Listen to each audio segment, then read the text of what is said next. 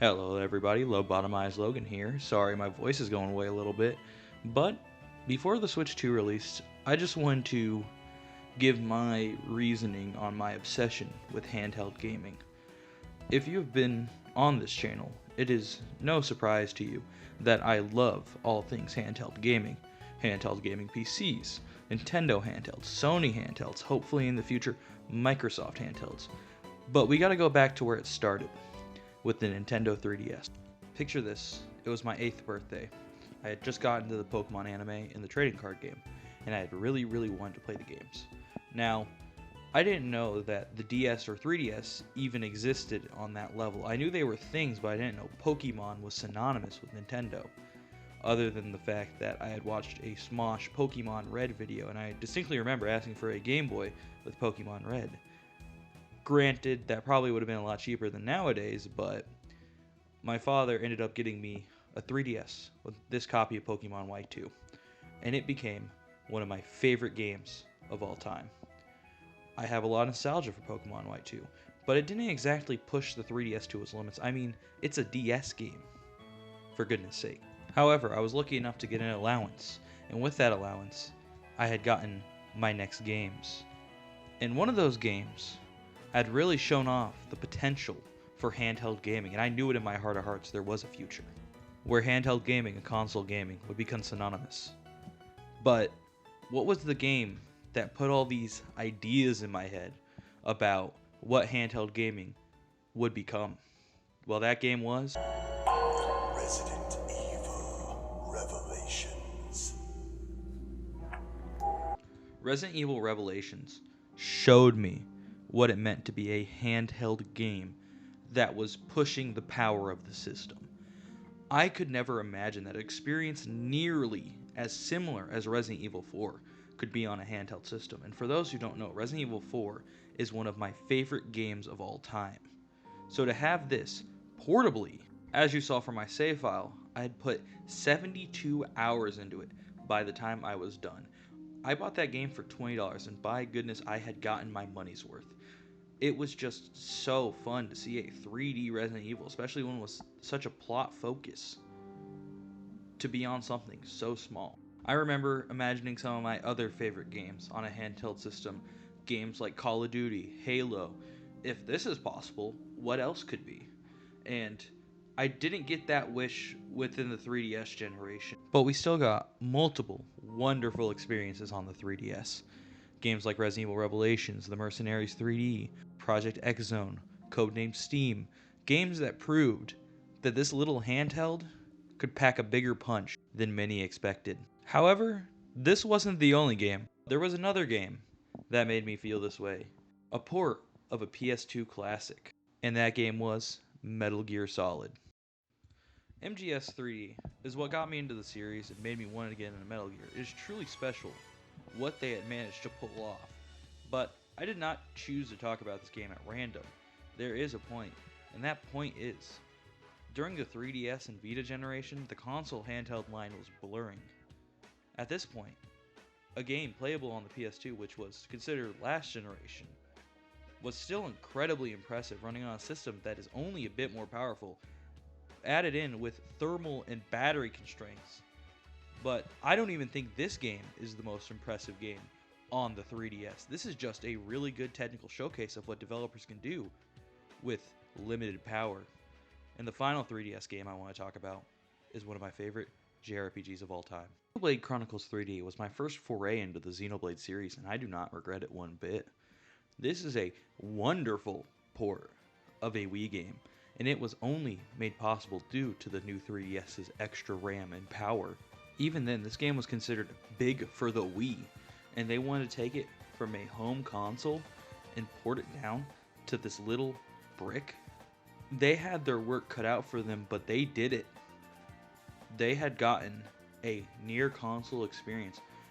I would say a console experience to work on the Nintendo 3DS, and that truly deserves props.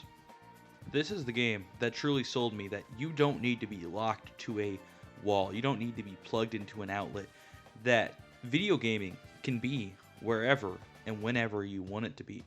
We just didn't have the power to realize it at the time. But that line is getting blurrier and blurrier.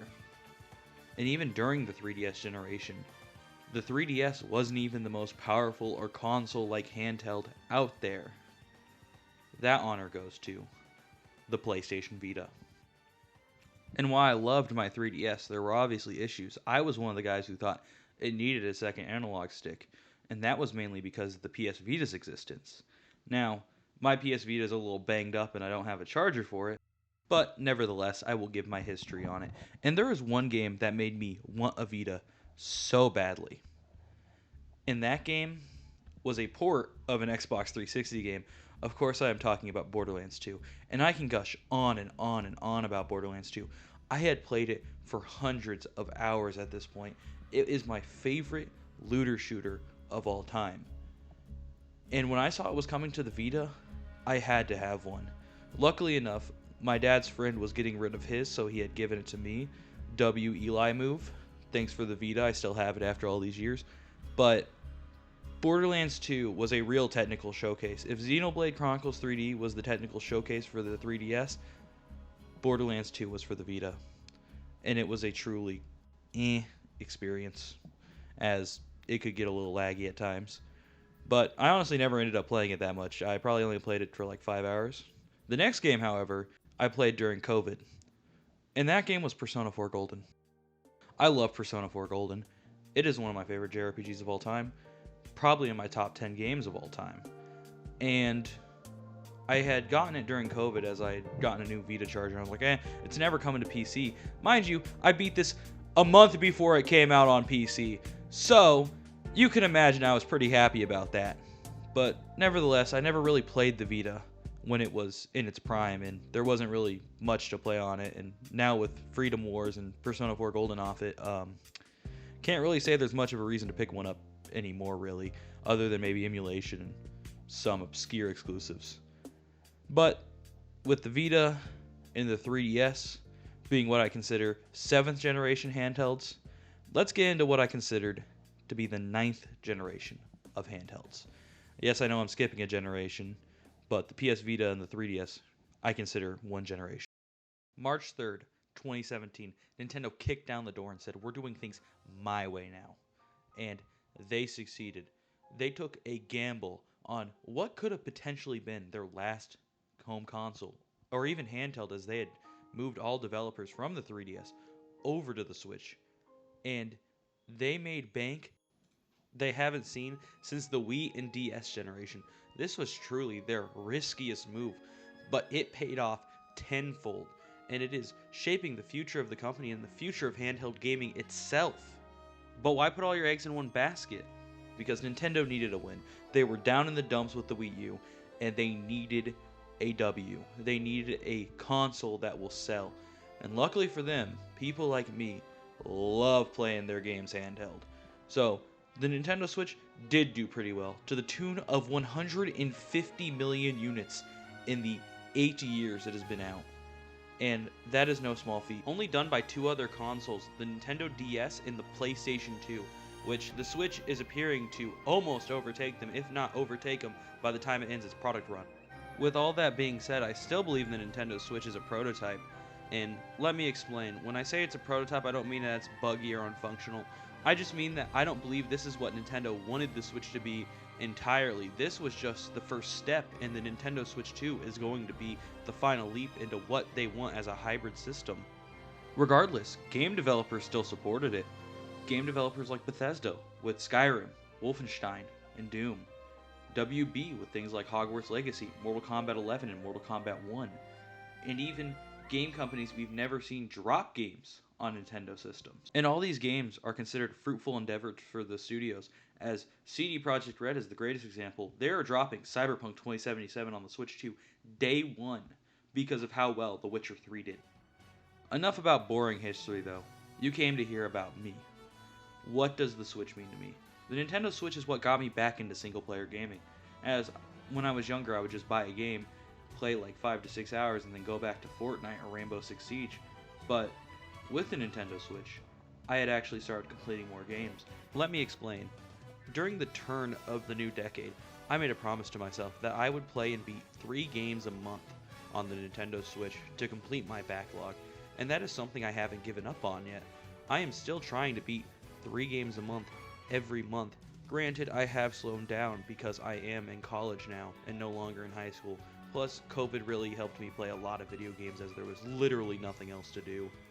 I loved my Switch, but I felt like its power was lacking as I got the OLED and I was happy with the screen, but I honestly didn't really even use it. But just when I thought that handheld gaming couldn't get more interesting, Valve decided to step into the ring in June of 2021 and announced something pretty interesting.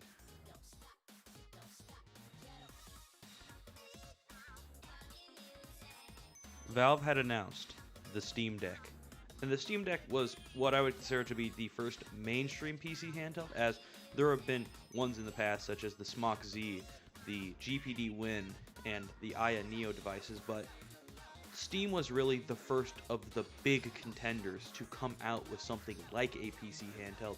And at that point, I had basically ditched the Switch. I was tired of port begging. I was tired of developers telling me that if I beg enough, they'll bring games to my system. So you know what I said? I said I'll buy a handheld PC. Then I won't need to port beg. I'll also buy your games on CD Keysite. Take that, EA.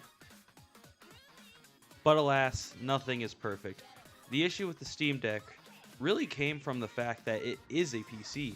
With so much freedom and flexibility, that has issues, as most games are only really made to run on the newest and best cards as of this generation with Unreal Engine 5, ray tracing, and nanite geometry.